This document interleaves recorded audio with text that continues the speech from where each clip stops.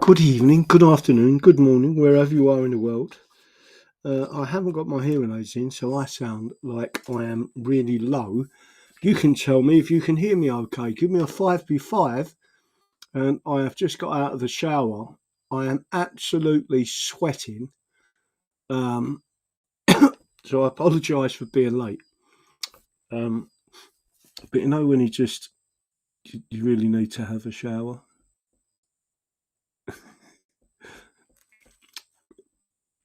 I mean, really. Let me have a look. Luke 1956, Anarchy, Adam H.E., good evening all. Torrance, Merry Old England, evening all, 5B5. There's a few things I was going to share with you before I start talking about a couple of things that's still happening. Um, there's lots happening in the US at the moment. They are marching forward with prosecutions of the Somalis in a big way. They're also taking down the governor and the attorney general of is it Minnesota? Um,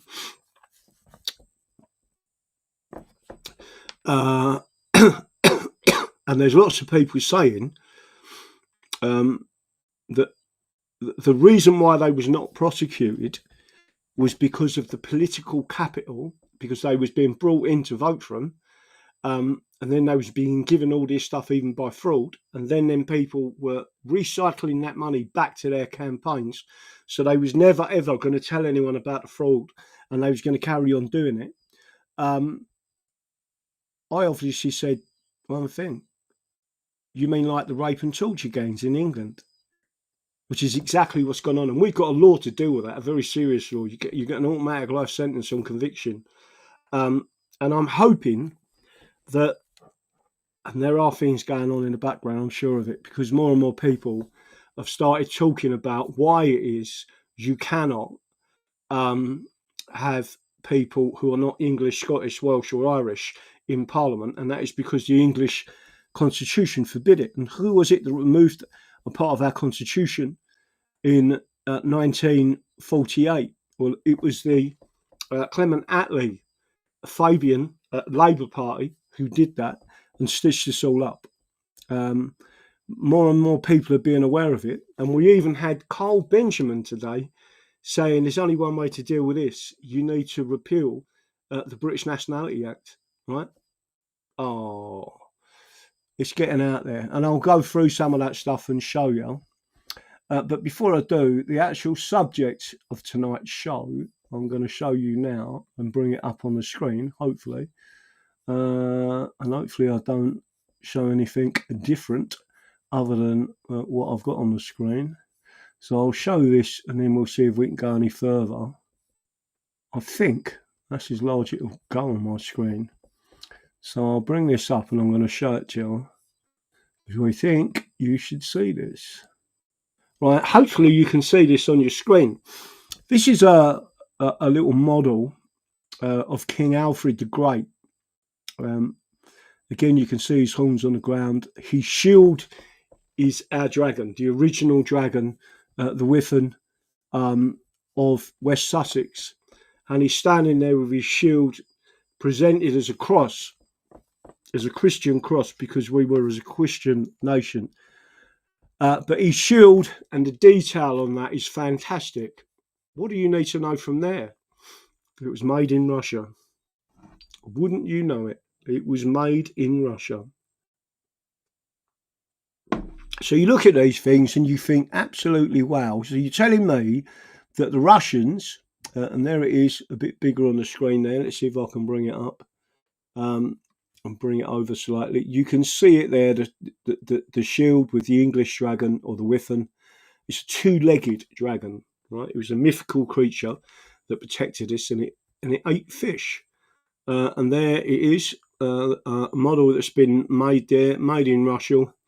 And all I'm doing is showing you that because I think it's important that people understand that. And what I'm going to do is bring this up on the screen and just read you out. This is what comes with it. No, it's not mine. The Aero Art St. Petersburg's collection, King Alfred the Great, 1848 to 8899. the political and cultural achievements on behalf of Anglo-Saxon England during his reign of King of Wessex from 871 to 899 earned his title extension the Great. Born the younger son of King Aethelworth of Wessex after the death of his father in 858, Alfred had 3 older brothers who ruled prior to his reign. In 860, 2 years before ascending the throne of Wessex, Alfred married Aethelwith or Alswith of Gaines and Mercia. During this period, Viking raiders invaded and plundered England.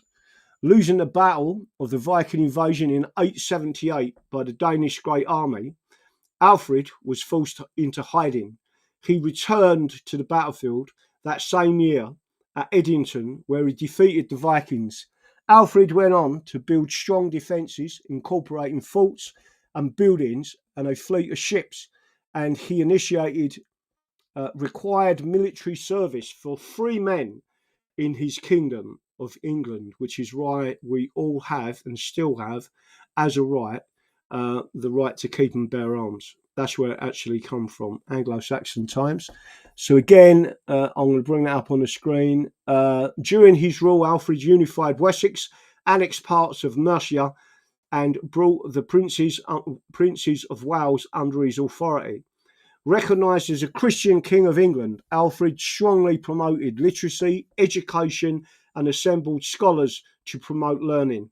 When Alfred died in 899, he left Wessex stronger and its kingship better established. And I can't see that king doing that here, or our current king. If you think about someone else who'd done similar, it was Assad, who has just obviously, well, not just fled, but fled to Russia. And Russia is a Russian Orthodox nation. So there it is on the screen. Am I getting any money to promote it? Of course not.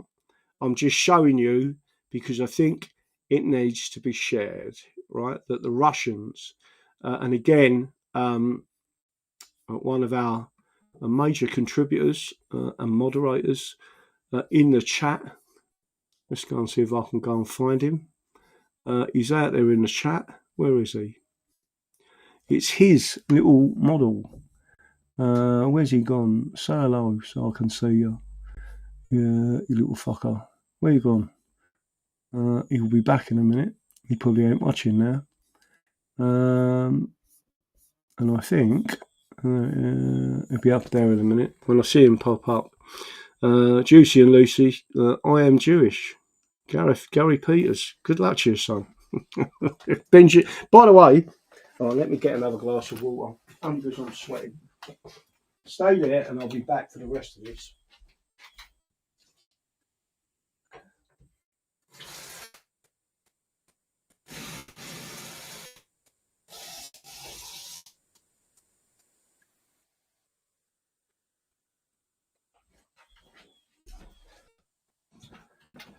What I need is a 10-gallon drum sitting there of real water. And only drink that. Let me have a quick look and see who's in the thing now. Tracy. Chuck money GNR, an insult to wimps, mate. Let's have a look. Let's see what else we can do. Mike Benz. Right. I'm going to show you this because I think it's important. Juicy and Lucy, aliens intelligence, woohoo. I'm English. Oh, yeah, I'm English, not British. He's the person who owns it in the background. His name is Nathan. That's all I'm allowed to say. Right, on your screen you should be seeing. So Mike Bence is another good Jew, a good Jew like me and you. I'm not Jewish, but a good person like me and you.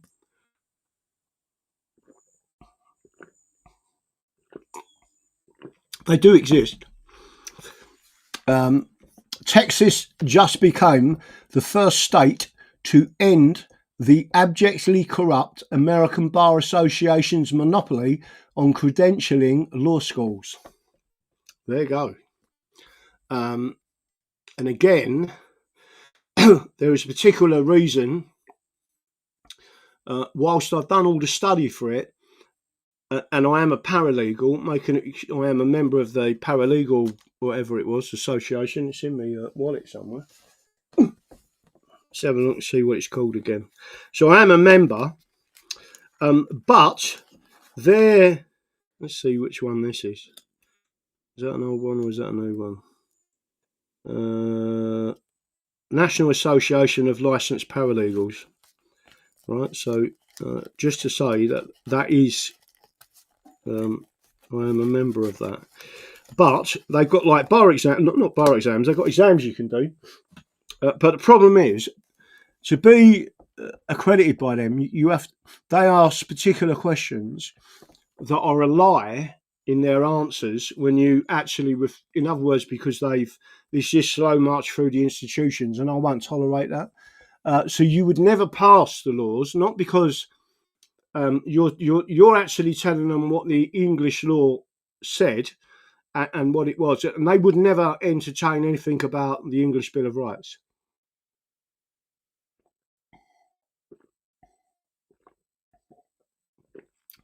And it don't matter how good your arguments are, because there's a special name for them. The people who do the exams would just mark you down for giving any other answer other than the answer that they expect from you, which is that Parliament is sovereign when it is absolutely not sovereign.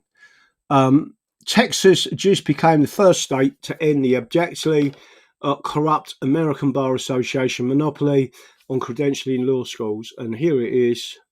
I'll bring it up on the screen. Wall Run, definitions and general provisions. A, frequently used terms are defined as follows. Approved law school means a law school approved by the American Bar Association, by the Supreme Court, right? So that's the equivalent of the barristers, the bar in this country, being told that you are not the people that tell these people you're good or bad. But in this country, the Supreme Court is as corrupt because they're appointed by politicians.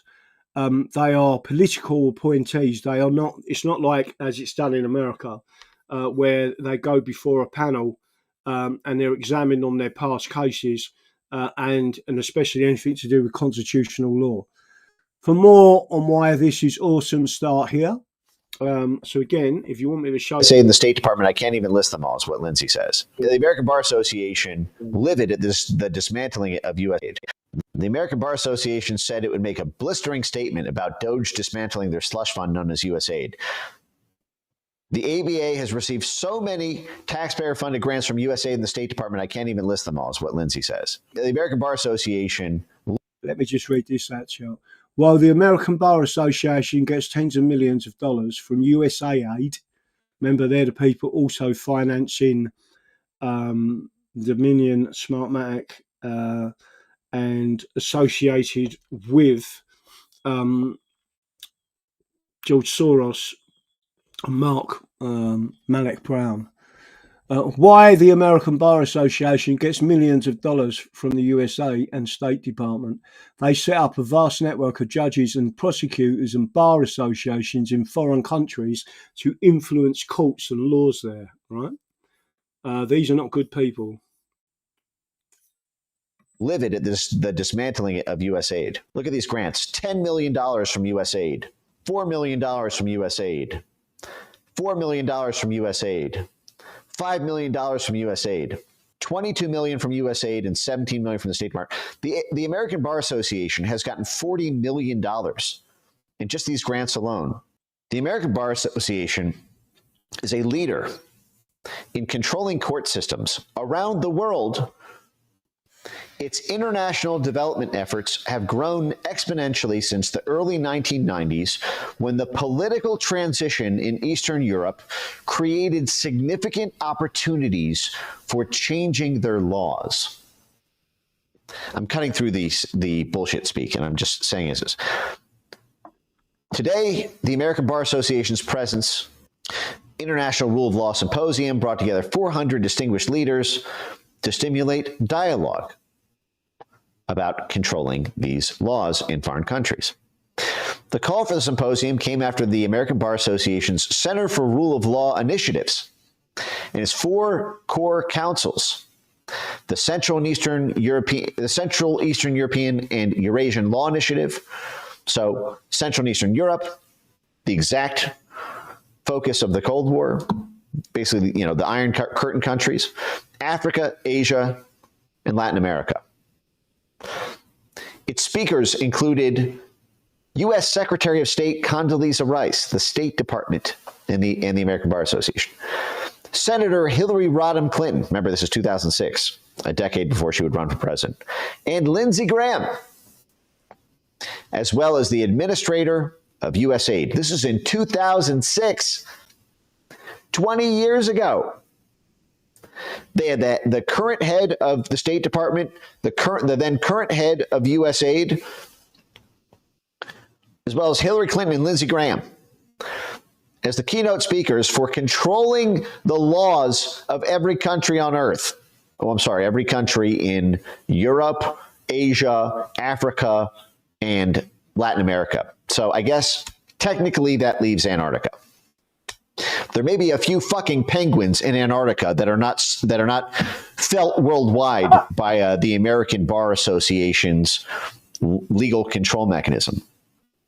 A highlight of the symposium was a spirited, provocative discussion between U.S. Supreme Court Justices Anthony Kennedy, Sandra Day O'Connor, and Stephen Breyer that ranged from the essential principles of democracy to the importance of an independent judiciary.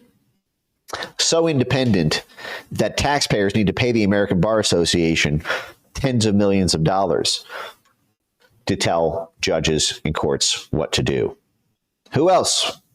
The Minister of Justice in Romania. Oh, you mean like the Romanian court that just nullified Călin Georgescu's victory for no reason? Can you sort of understand what's going on here?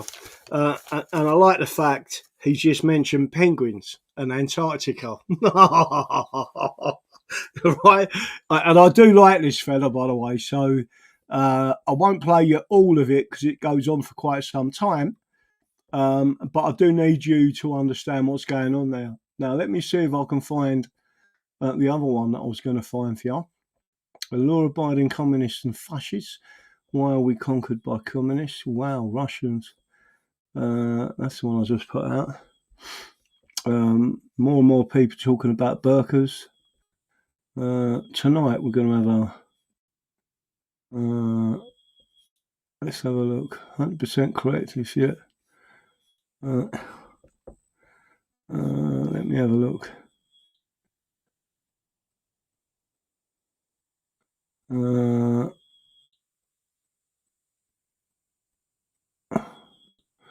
Another one telling me to move to Russia in a polite way and in a very meaningful way. He's not being nasty.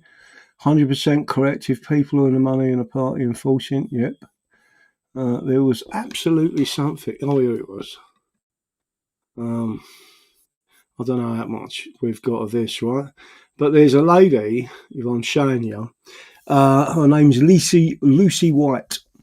And she says, our English constitution never allowed foreigners in Parliament. You had to be born ethnically English parents.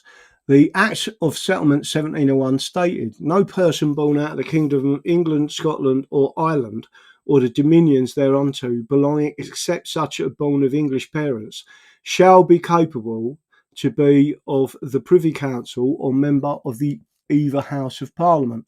This was repealed in what can only be described as constitutional vandalism under the British Nationality Act of 1948. This destroyed our constitution that had been in place for centuries. To restore our parliament, we must repeal both the British Nationality Act 1948 and 1981, right? And then I obviously make a message to her, I love you, in a patriot way. And just to make sure everyone gets this, then Carl Benjamin quotes it, and he says, we must repeal the British Nationality Acts. Well done, Carl Benjamin, right? And then Steve Whitaker says, oh my God, Carl, whoop, whoop, whoop. You get it. Knew you did. Was that just waiting for you to verbalise it? The British Nationality Act 1948 and the 1981 must be void if the English is to if England is to survive. Full stop. It is the only peaceful way out of this. I agree. You must, and it means that you're removing all of the people, not just from MPs, but any position. Foreigners come out of all positions of authority and power or profit. You just need to encourage Rupert Lowe to pursue it, please. So if anyone else out there, and he has actually put it in there, wants to send that out, you can. Let me put that out there. Did you all see that? Just to let's push that out there.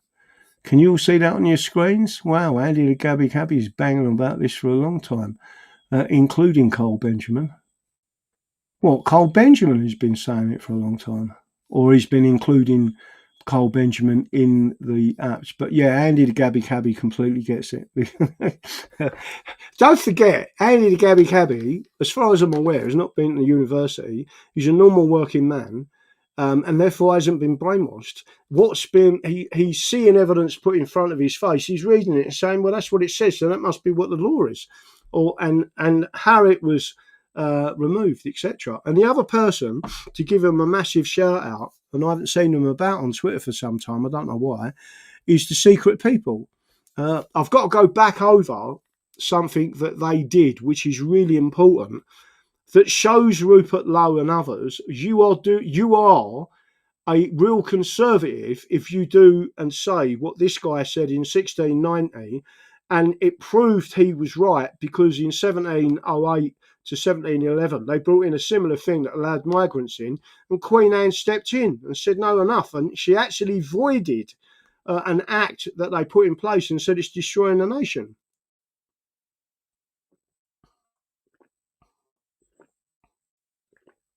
That's what people really need to know. Give Graham a follow and X.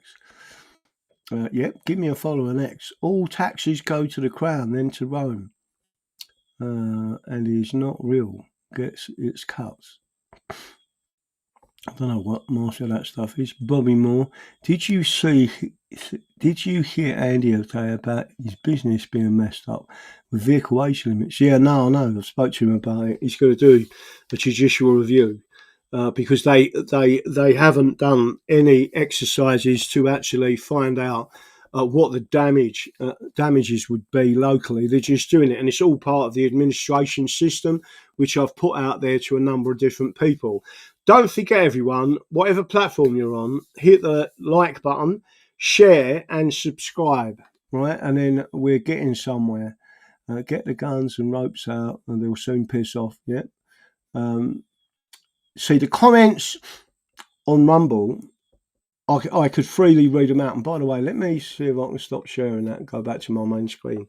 Rumble have brought out a really fantastic wallet system. It's a crypto wallet, and where people can tip you, and it goes straight into your wallet. It doesn't go for any banks, doesn't go for anything. So you become the bank itself, right? And it's going to be fantastic. But it's not available in the UK yet.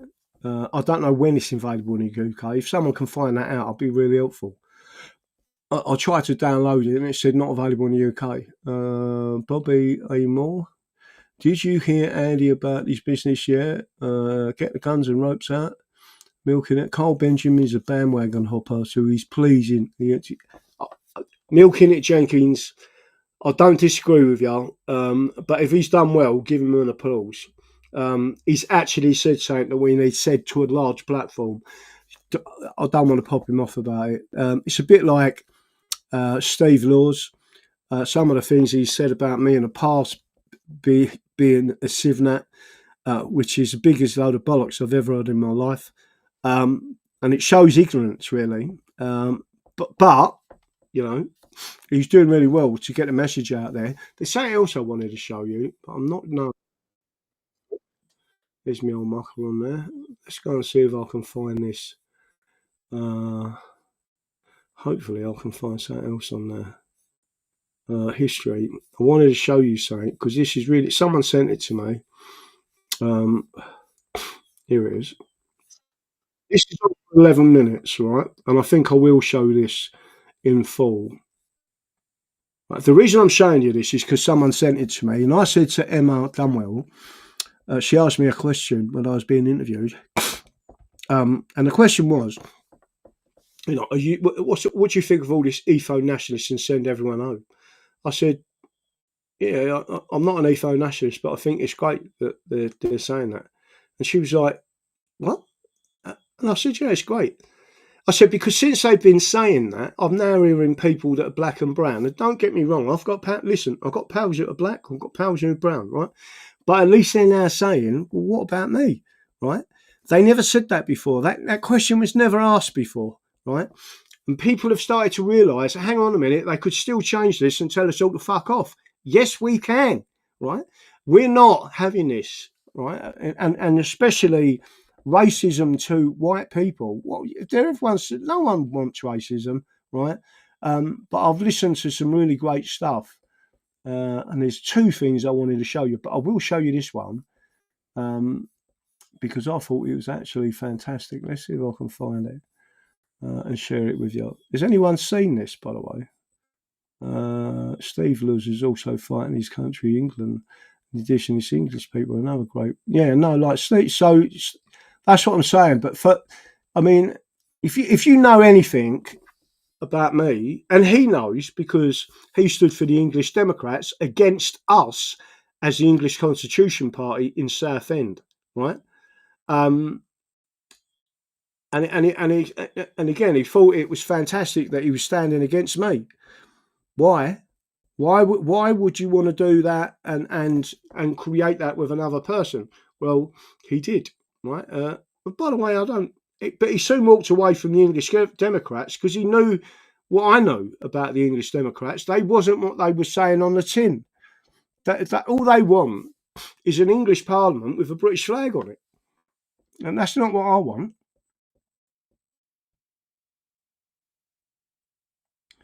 Let me show this one here. So this topic isn't going away. In fact, we're going to be talking about it more this year, not less. And frankly, we should be talking about it. I've had friends say to me that maybe it's better not to touch this topic.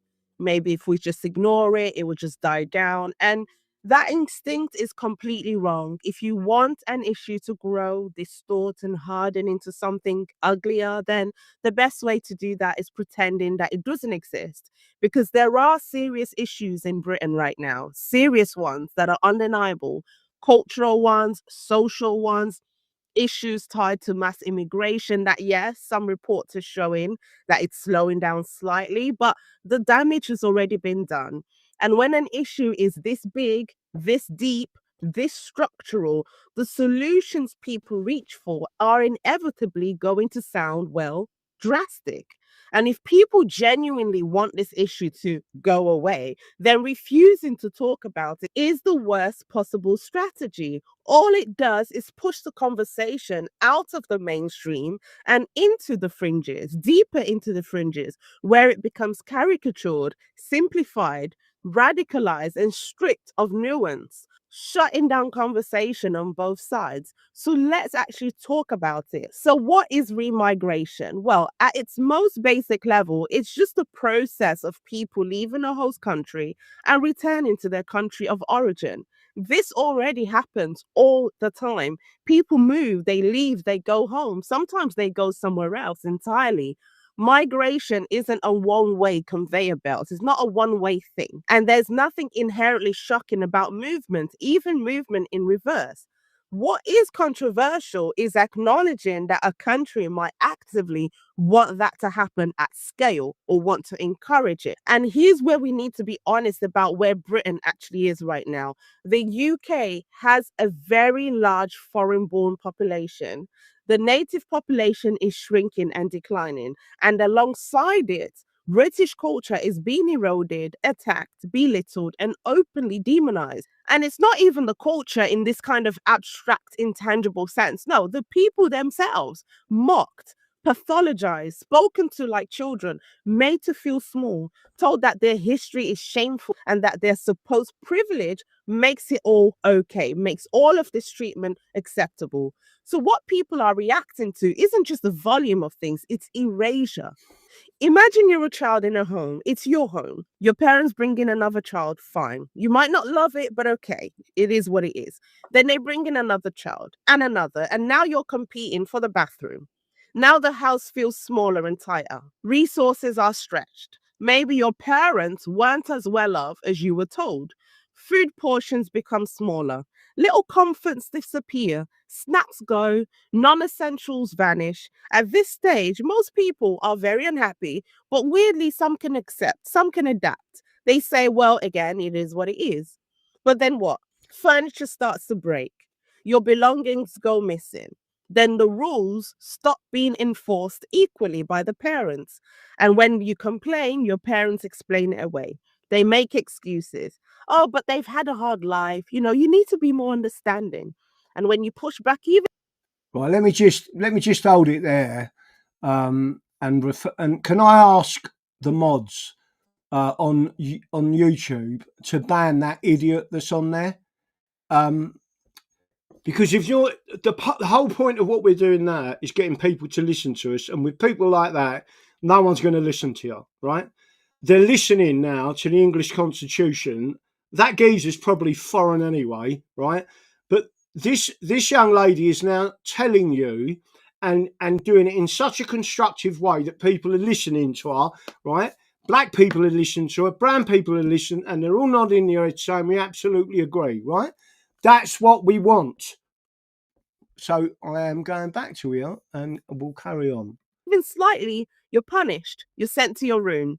You're told that you're selfish, you're ungrateful, and worse than that, you're psychologically undermined. You're told that you're nothing, that the house was never really actually yours, and that your discomfort, that is the real problem. Of course, at this point, something obviously shifts. You stop feeling like this is just an inconvenience. It starts to feel like, you know, an invasion, a dispossession. And if you had money, if you had the option, you'd leave, you'd walk out, and you will start somewhere else. But most people cannot. And that's where we are right now. The remigration debate is essentially being driven by a sense that the social contract has been broken. People are expected to absorb limitless change while being told that they don't have a right to object to anything, no right to prioritize themselves, no right to even name what they're experiencing. It seems like compassion is endlessly demanded, but it is never, ever, ever, ever, ever reciprocated. This is literally entering the realm of emotional and psychological abuse by leaders. So, yes, that's why the language from the people is getting harsher. That's why the proposed solutions sound harsher, because people feel like the polite managerial language failed, because people feel like being reasonable was interpreted as weakness. Every single attempt to raise concerns backfired and continues to backfire. Mass remigration talk is what happens when people feel and conclude that nothing ever moves backwards. Immigration goes up. It never meaningfully comes down.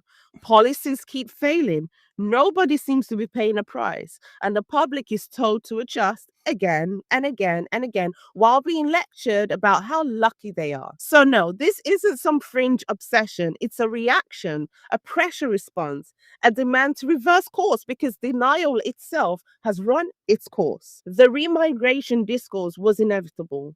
The real danger was pretending for years that it was unthinkable. But the thing is, it's about self preservation. And let me just say something quite clearly.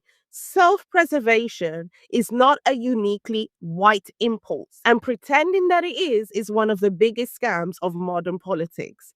Every non Western society on earth prioritizes itself ethnically, culturally, religiously, demographically.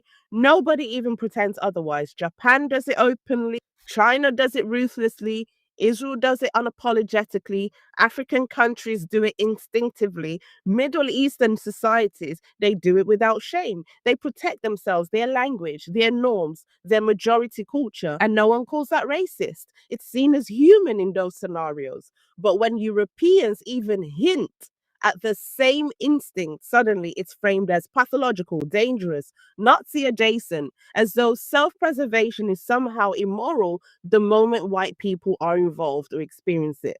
And this is exactly why people are getting angrier, not calmer. Now, let's deal with the next uncomfortable question. Who exactly is supposed to be remigrated? Because even among people who broadly agree that mass remigration is necessary, there's no single consensus that I've seen in terms of who should go back. But there are areas of overwhelming agreement. Illegals are the simplest case. If you're in the country illegally, you go. Then there's the case of national security, Islamist sympathizers, extremist sympathizers, they should go. Then there's the broader question of integration and contribution, and that's where a lot of people have been split on. And personally, I think this is a reasonable criteria to consider since a society cannot sustain itself if a growing proportion of its population is permanently detached from work and from contributing. Welfare was never meant to be a lifestyle, it was meant to be a safety net. If you have large numbers of people who can work but don't, while the productive base is shrinking, then the whole system collapses. This is just basic maths. And yes, the question of how does it happen? Peacefully, forcefully, violently? And I think this is exactly why this conversation is not optional, because it has to happen out in the open. Politicians have to grapple with this sooner or later, because if they don't, there will come a point where peaceful is no longer the default option on the table. Suppressing peaceful debate is how you make violent outcomes more likely. This is just how things work. This is just the pattern of things. And when people feel that there is no legitimate route to be heard, when even raising concerns is treated as problematic, then they will stop using polite language, they will stop trusting institutions, and eventually they will stop asking. And if leaders actually care about stability, then they have to talk about hard things early. Now, elephant in the room. I'm an immigrant. Do I want total remigration? Well, of course not. That would be insane and stupid. But let's say if the UK ever introduced a very generous voluntary return scheme, a surprising number of people would take that. And you know what? Not just migrants. Some native Brits would probably want in on the action too, because the reality is that the economic situation of this country, of the future, it doesn't look so good. Productivity is still weak. Growth is still sluggish.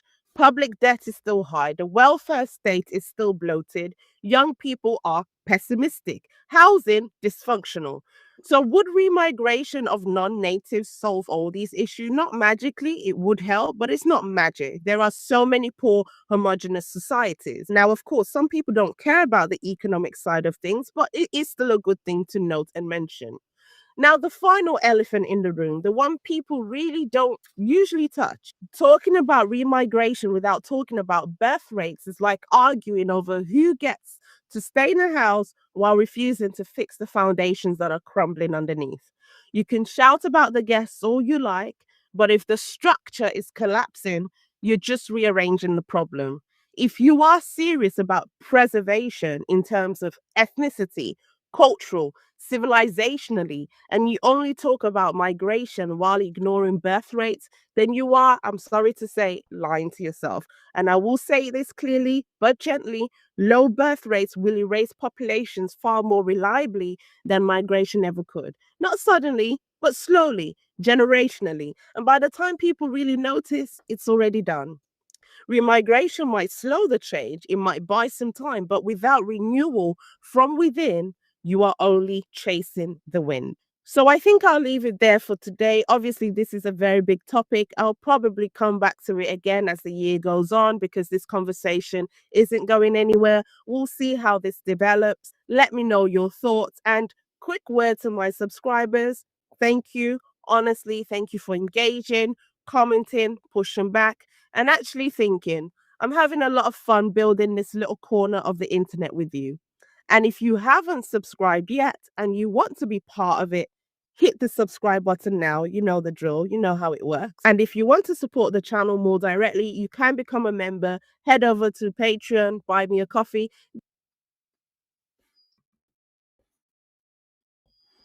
Let me see if I can click that off. Share that and back to that. What did you all think of that?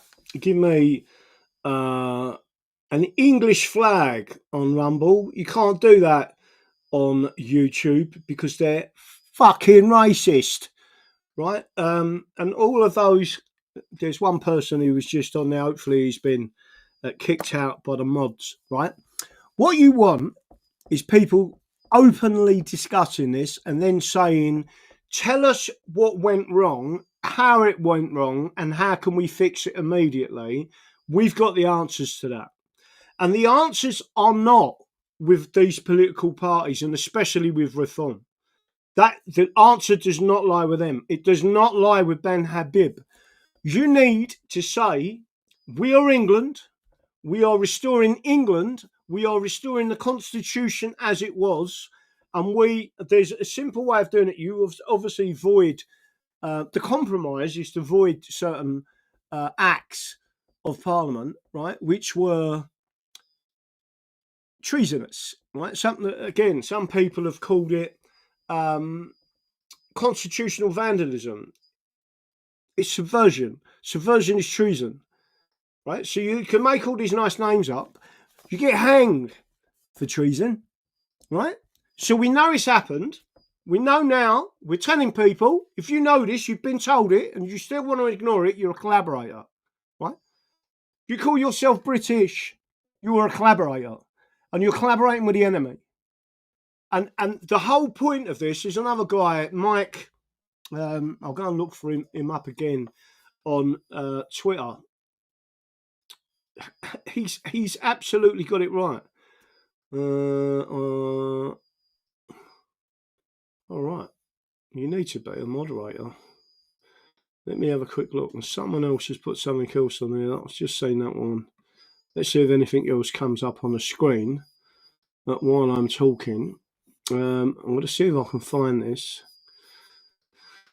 Let's see if I can go back. Hopefully I'm not sharing none of this. I'll have a look at that.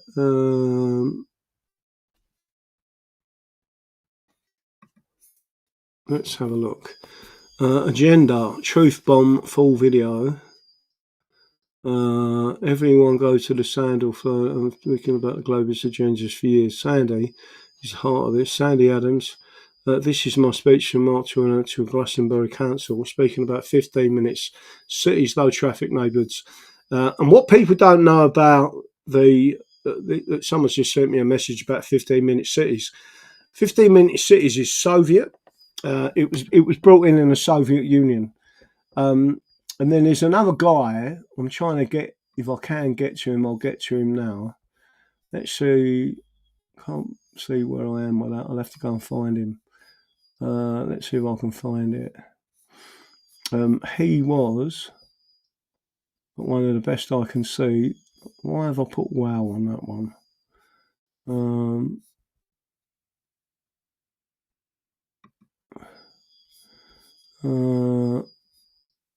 Yeah.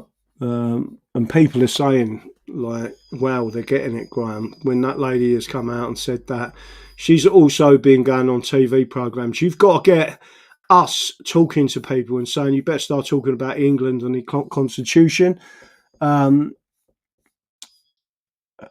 stop vilifying anyone that describes themselves as an Englishman, an English patriot, and an English constitutionalist. And like I say, for more and more people now are picking it up. It's not difficult. It's all out there. You could go and read it. And as long as you're going to the archives and not doing what's going on at a lot of these places, they're just believing at Cambridge University and Oxford University, the very people that have installed communism and fascism in this country. JD Vance has seen a dishonest cover of the media during my time, but politics for the last 25's set a new low. What is this one? So this was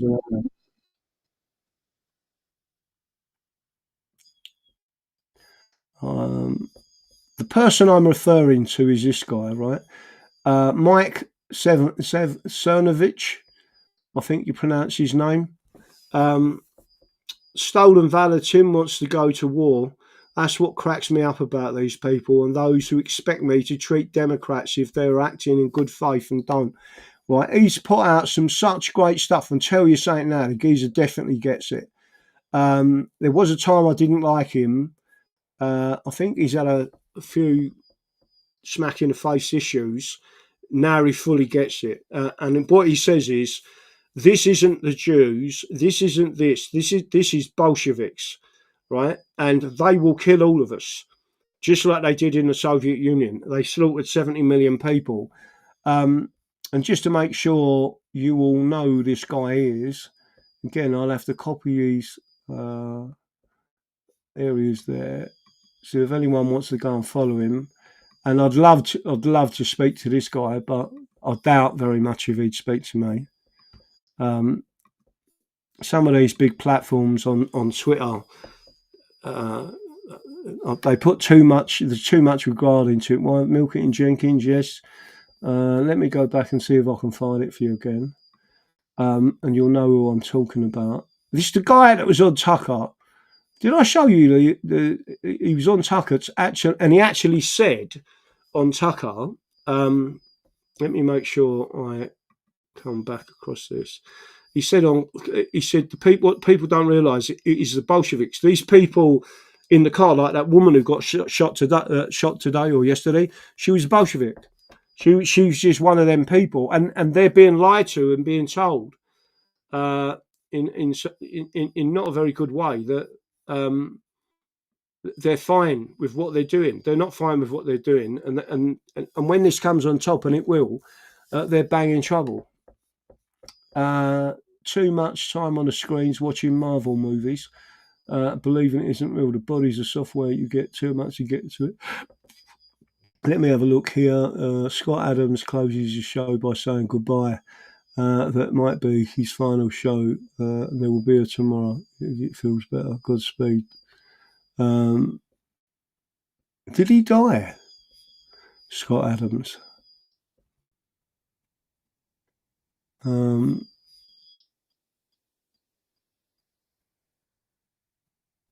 Popular vote, and every hoax in the world has thrown at him.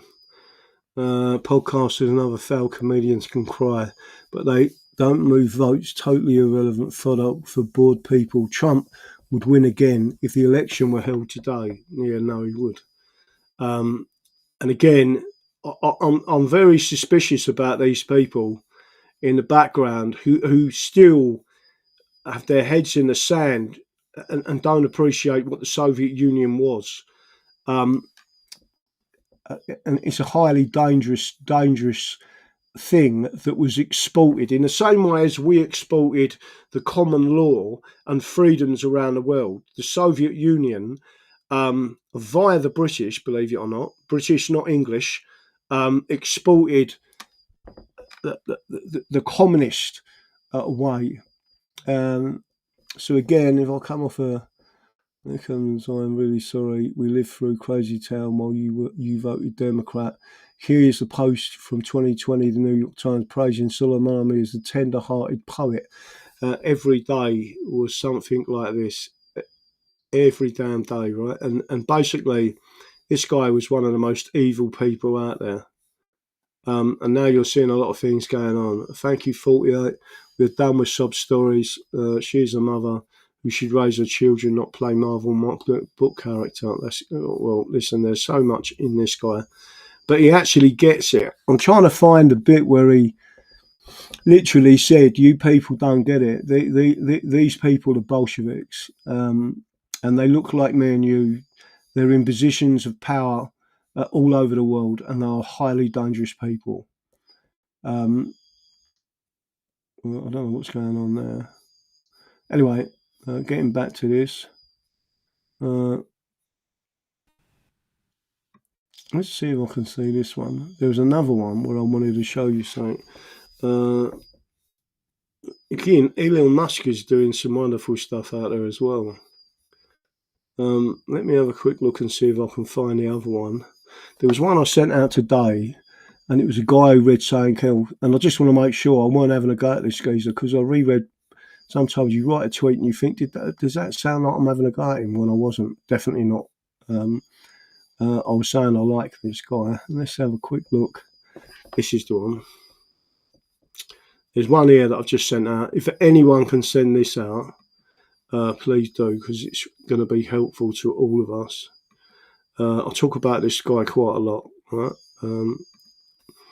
That is someone everyone needs to go and read these books on what happened to him. And there's a little story there that you can read.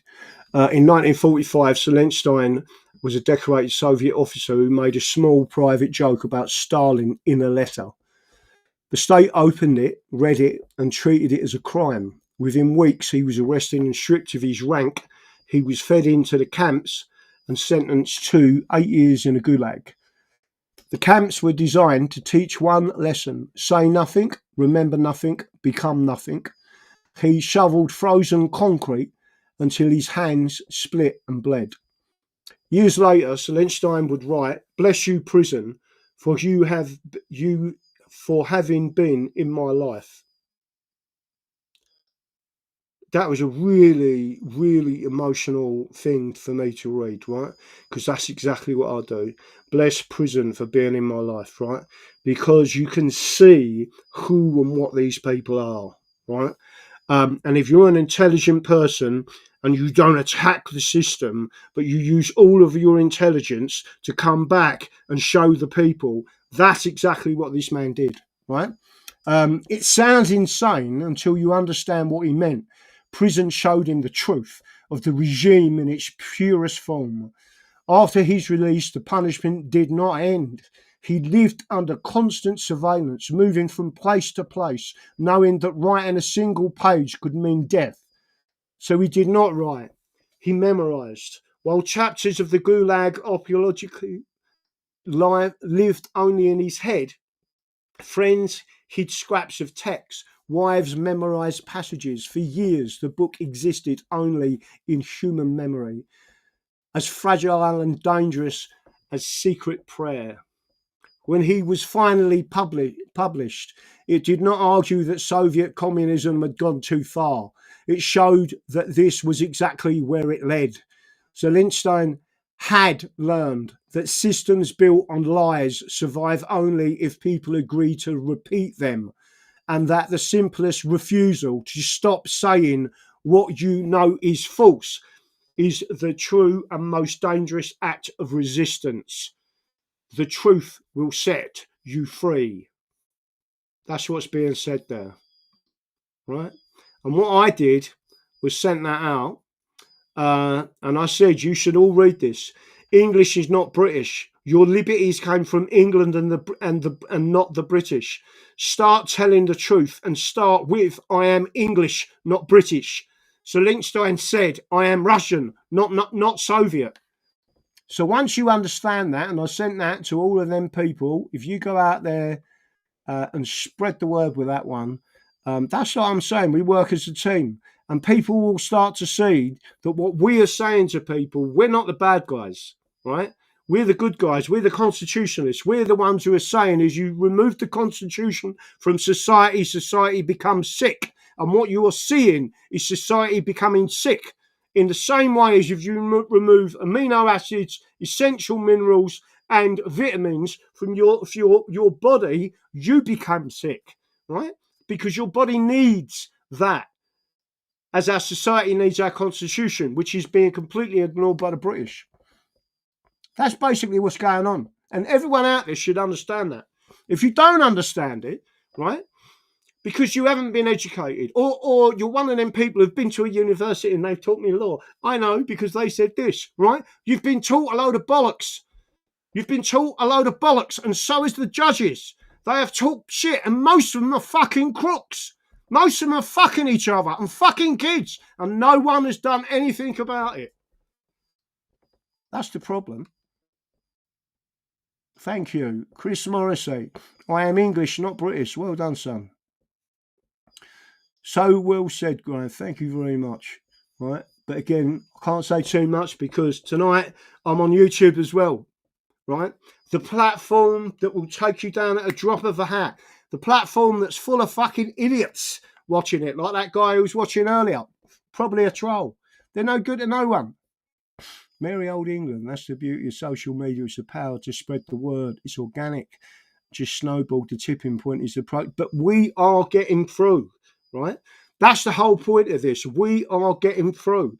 And we're only getting through because of what this audience is doing. I don't do this on my own. It's because of what this audience is doing, right? And when you think about that poor lady in America that stood up against these corrupt people, right?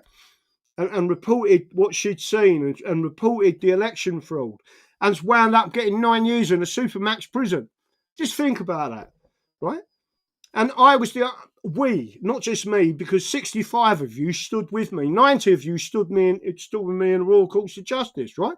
I've just been hit with a massive bill because the two end judges were crooked because of what they did. And the people that are aligned with that is Reform UK, right? Nigel Farage is part of the problem. He's Benedict Arnold, and everyone standing with him are Benedict Arnolds. You are collaborators in destroying England.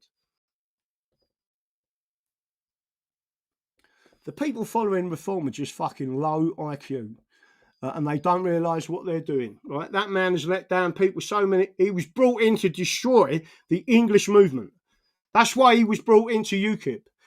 Because the English independence movement was fucking growing. It was massive. They had 30,000 fucking members all over the country. The leadership shit. Hard to hear such a thing is happening. But it is happening, and it's bad. Let me have a look. Enjoying reading and learning the John Law's constitutional law. So Ace, Jace, I think that's Jason. Again, these are free resources. Listen, what I want to see are people reading Hamlin lectures, right? Don't go listen to these fucking idiots on YouTube, right? Just go and read this. Hamlin Lectures, Constitutional Fundamentals by Sir William Wade.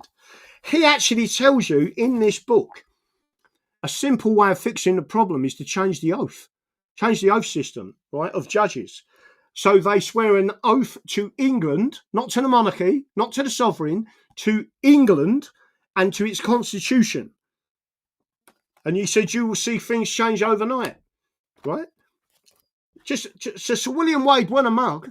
It's the same standing as Anson. It's the same standing as A.V. Dicey. People don't realise who these people are. The common law constitution, there it is. Right? John Laws. Trial by jury. Where's my other favourite that I've got and I ain't took it back yet?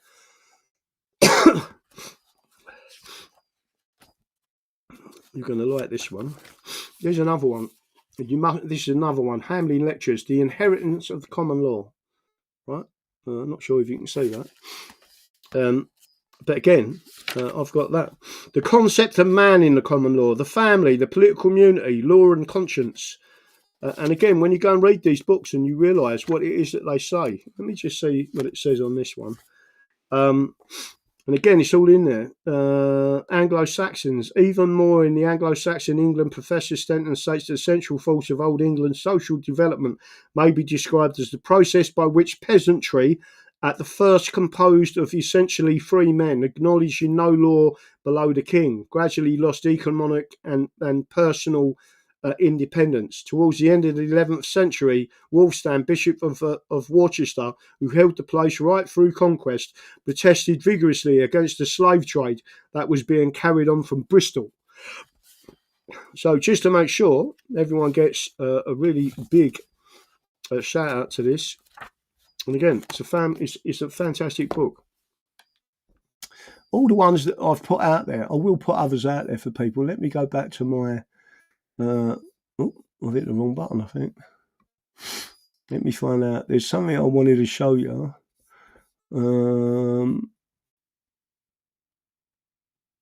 It was what he did. Did I send it out? I've got to find it. I said I like this. Oh, there it is. You've got to see this. This is one of the top professors in the United States of America, right? You've got to see this.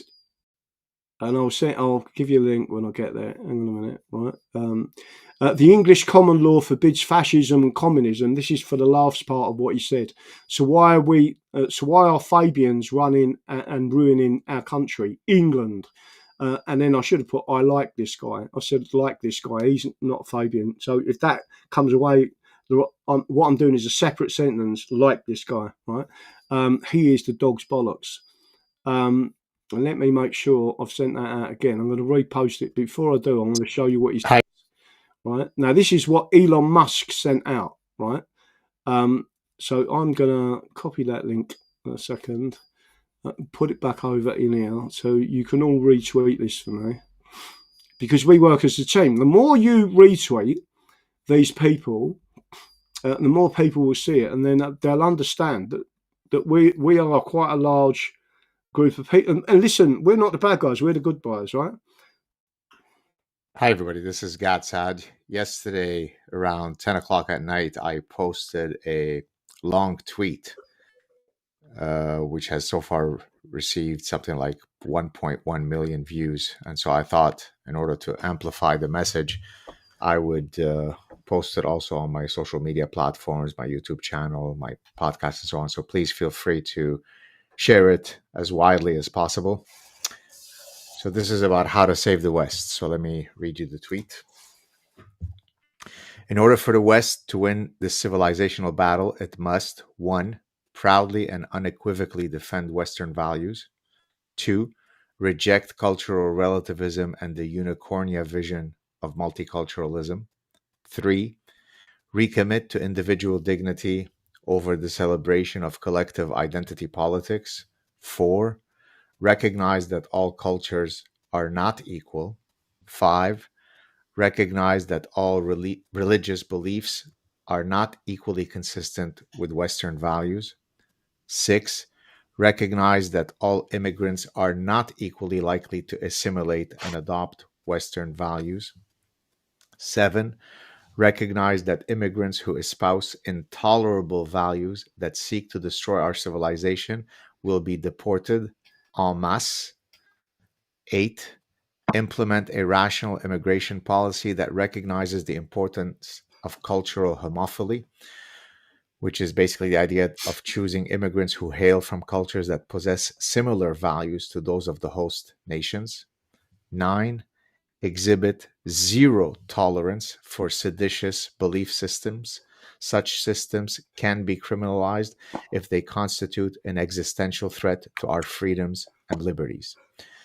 I could go on, but the latter 9 items, some of which are correlated, would be a good start. Here's the problem. I don't think that the West has the testicular fortitude to implement more than a small subset of the latter 9. Hence, to reiterate a prediction that I've been making for several decades, the West is in a death spiral. It will be ugly, painful, and bloody. The greatest tragedy is that the West brought this on itself because of parasitic, quote, progressive follies. The most dangerous weapon in nature is a human mind infected by ideological parasites. Have a good day, everybody.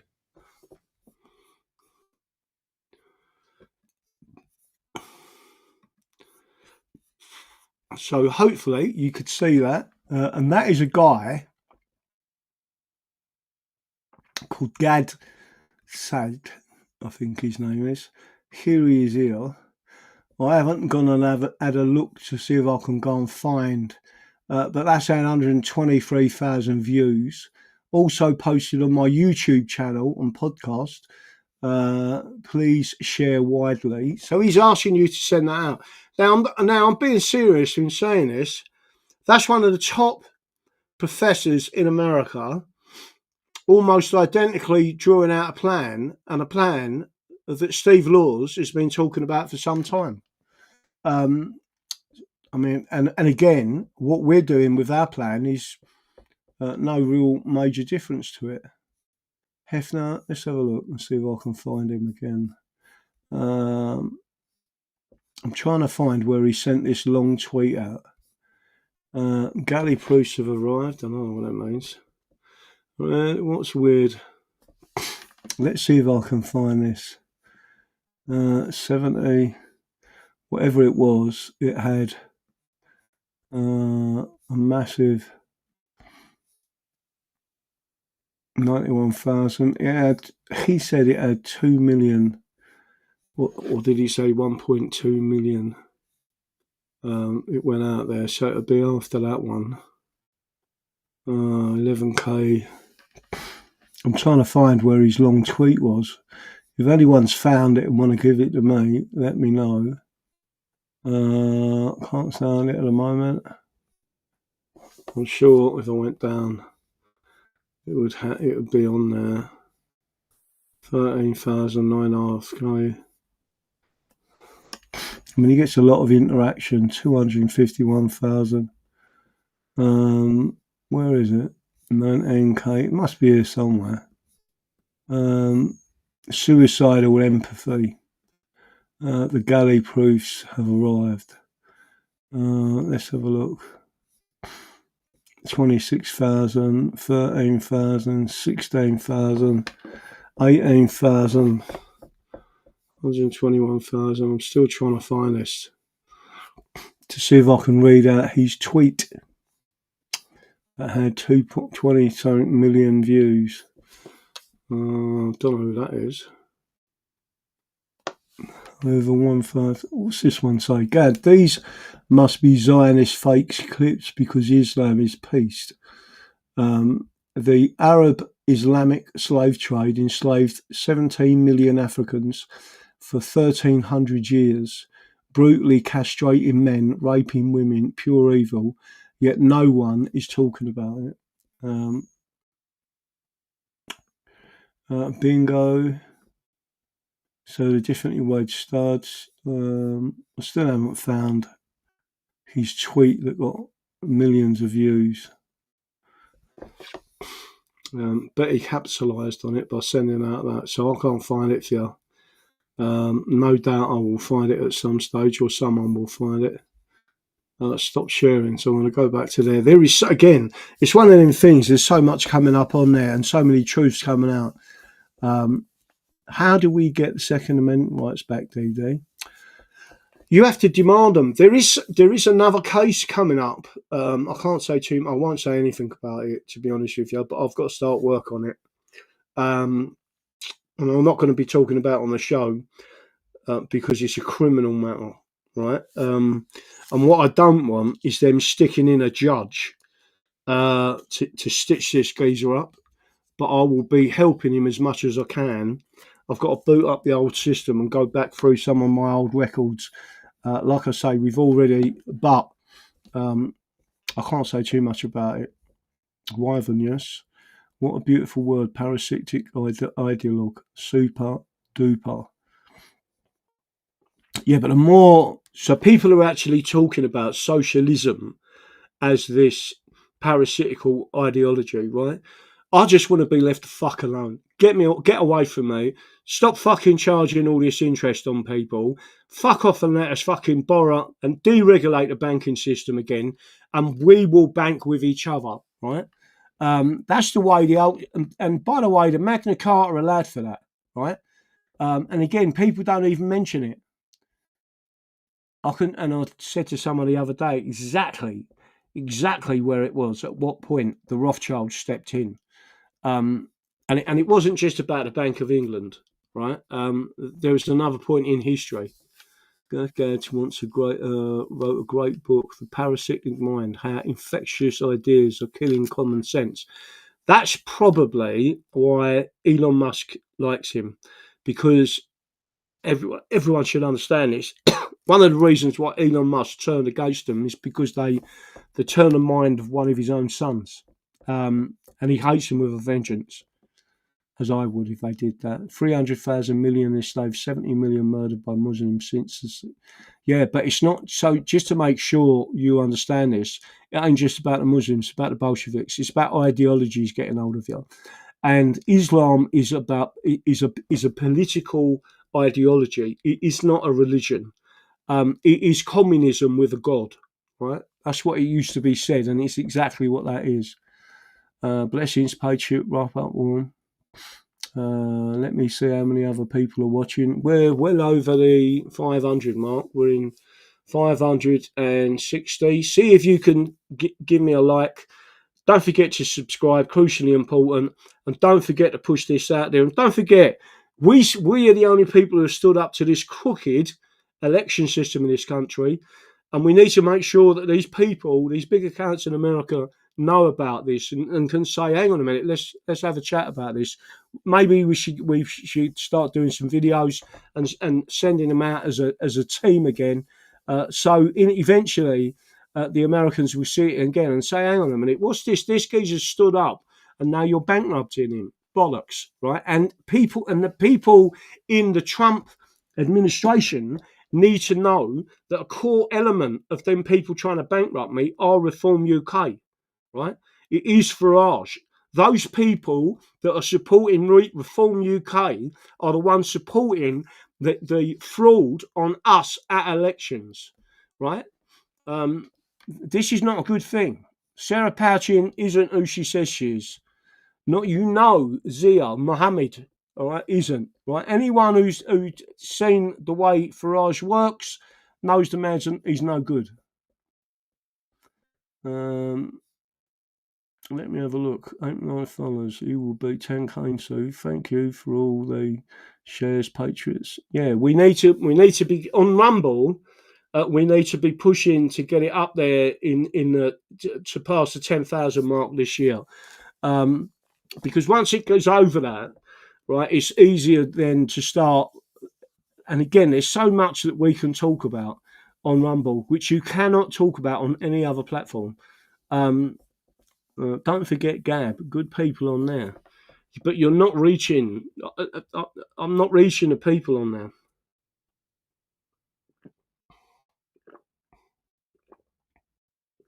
But again, YouTube, just shite. Don't forget Gab, Will Fracture, Merry Old England, Ace Jace. An Englishman is known to cool and calm, but sometimes you've got to hit the enemy head on. No, I agree with you. And again, that's exactly what they're doing. In America, they're saying, that's it. We're taking America back constitutionally by the rule of law. And if you lot don't like it, we will use the force of law, Insurrection Act, against you. This is a threat to our nation and our constitution.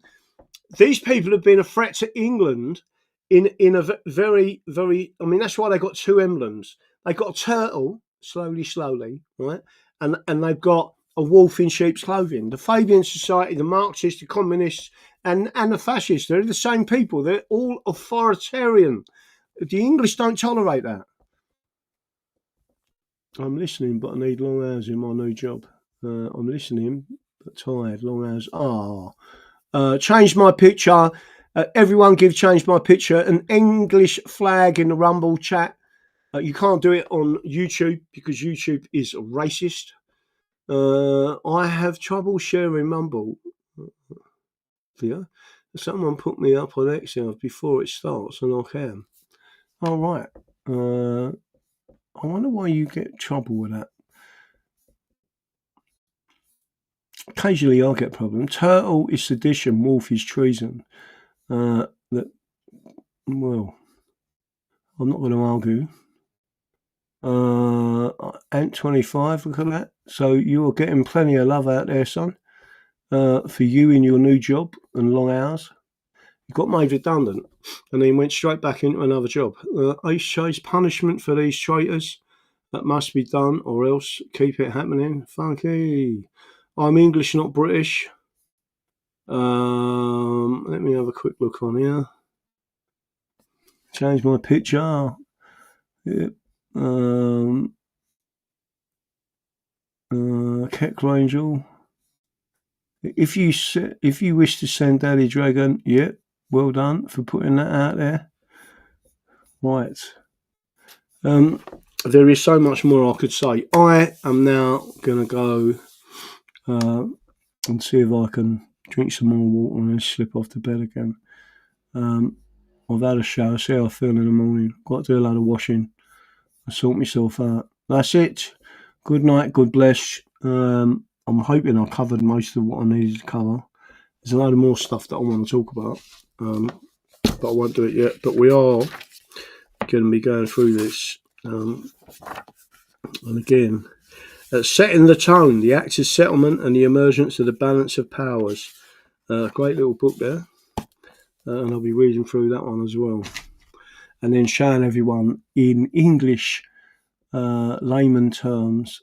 I know exactly how I want to be able to do this, and I'm going to get my head into it, and then we're going to write this book and make it one of the best sellers, right? But the system won't allow it to be sold. But at least people will know the truth.